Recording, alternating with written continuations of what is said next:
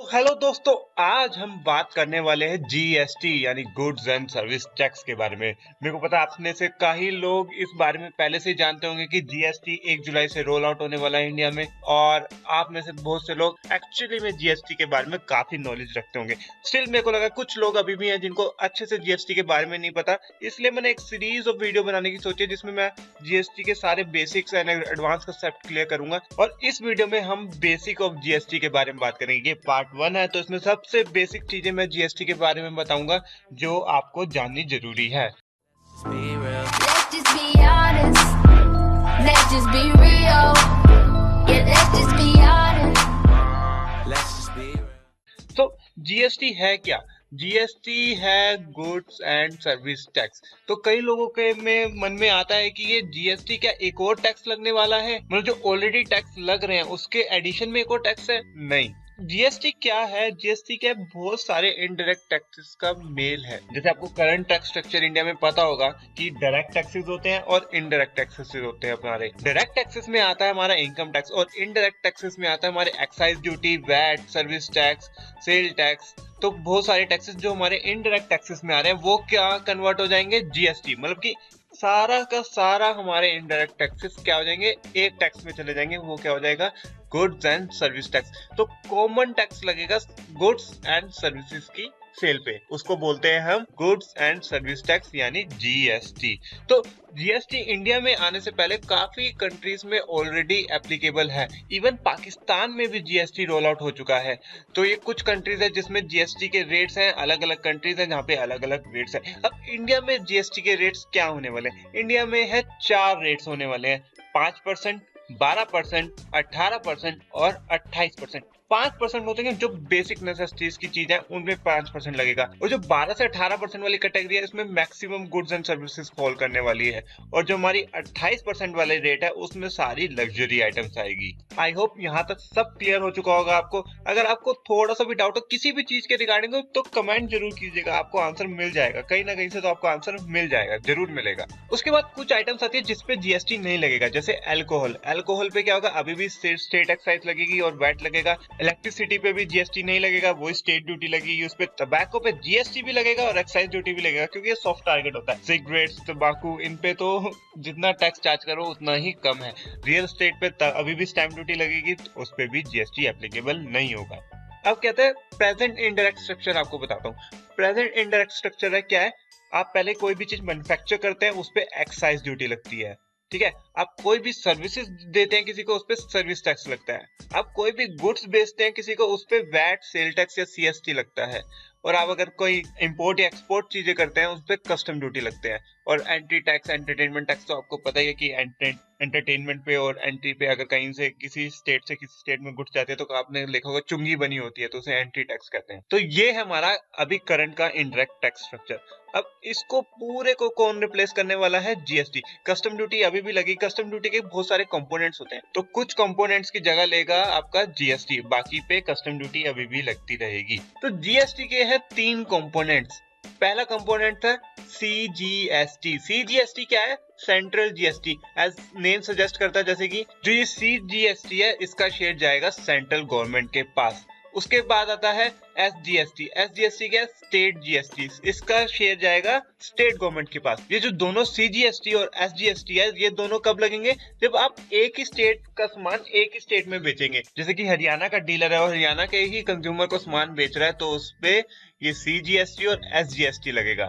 उसके बाद आता है आईजीएसटी। आईजीएसटी क्या? Integrated GST. ये लगेगा जब आप एक स्टेट से दूसरे स्टेट में गुड्स बेचेंगे तब लगेगा। और इसका जो हिस्सा होगा वो किसमें शेयर होएगा? सेंट्रल और स्टेट में बराबर बराबर, या जो भी इनका टर्म्स होगी उसमें शेयर होएगा। सीजीएसटी किसकी जगह लेने वाला? सीजीएसटी उन टैक्सेस की जगह लेने वाला है जो सेंट्रल के पास जाते थे, जैसे कि excise duty, sale tax, service tax, उनकी जगह लेगा सीजीएसटी। ऐसे ही एसजीएसटी किसकी जगह लेगा? जो हमारे स्टेट के पास टैक्सेस जाते थे, like VAT, purchase tax, entertainment tax, luxury tax, entry tax, जो ये सारे स्टेट के पास टैक्सेस जाते थे वो उसकी जगह लेगा एसडीएसटी। जो हमारी सेंट्रल की रेवेन्यू थी वो सेंट्रल के पास रहेगी, जो स्टेट की रेवेन्यू थी वो स्टेट के पास रहेगी, और जो दोनों के पास शेयर होती थी वो आईजीएसटी में आ जाएगी। तो जीएसटी के कंपोनेंट्स को इस तरीके से बनाया गया है कि सेंट्रल को भी नुकसान ना हो, ना ही स्टेट को नुकसान हो। अब आपको मैं एक एग्जांपल लेके समझाता हूँ कि इंटर स्टेट सप्लाई क्या होगी और इंटर स्टेट सप्लाई होगी क्या होगी।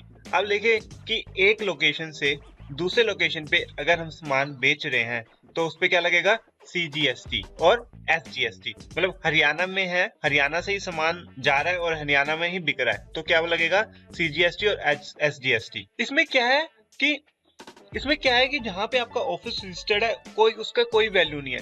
आपका सामान कहाँ से बिका है और कहाँ पे जाके बिका है वो रिलेवेंट है। तो इसमें सिंपल है कि from one state to that state only.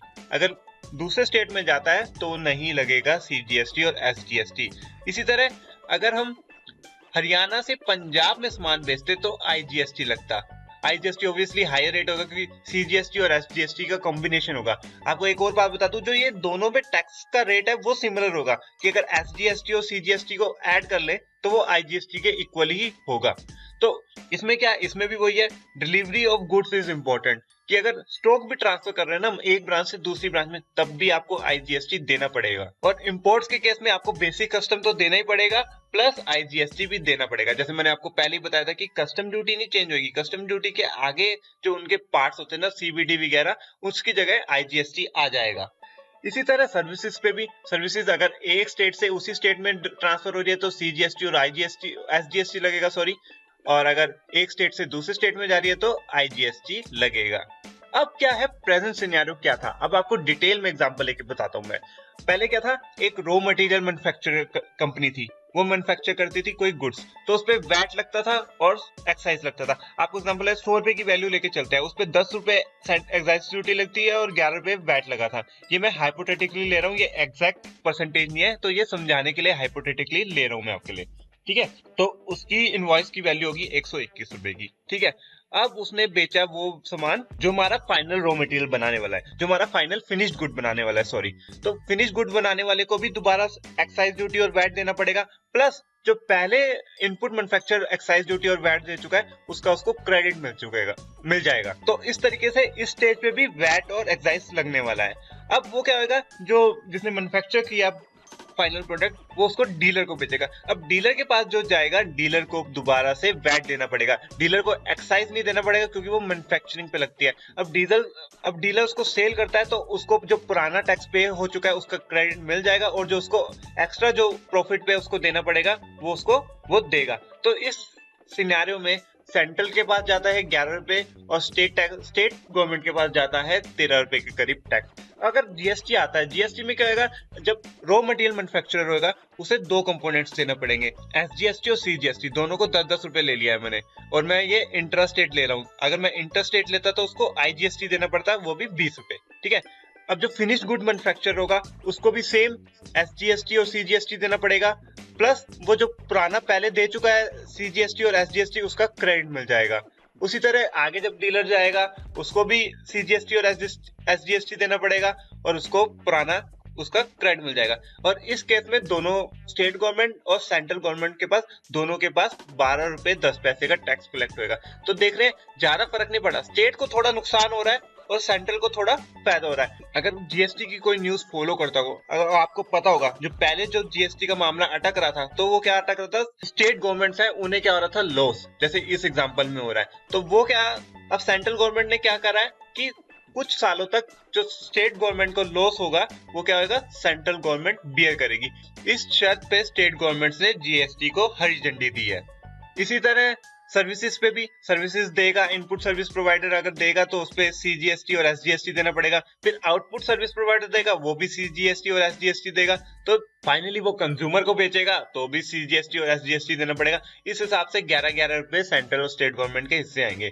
तो अभी क्या होता था, अभी 10 रुपए का सर्विस टैक्स, वैसे तो 15 रुपए, इस एग्जाम्पल में 10 रुपए लिया हुआ है, तो 10 रुपए का सर्विस टैक्स लगता था, उसका क्रेडिट लेता था आउटपुट सर्विस प्रोवाइडर का क्रेडिट लेता था, वो 11 रुपए पड़ता था। आउटपुट सर्विस प्रोवाइडर भी फिर आगे बेचता था तो उसे सर्विस टैक्स देना पड़ता था और पहले का उसका क्रेडिट मिलता था। तो इस हिसाब से सिर्फ 11 रुपए जाता था, वो भी सेंट्रल गवर्नमेंट के पास।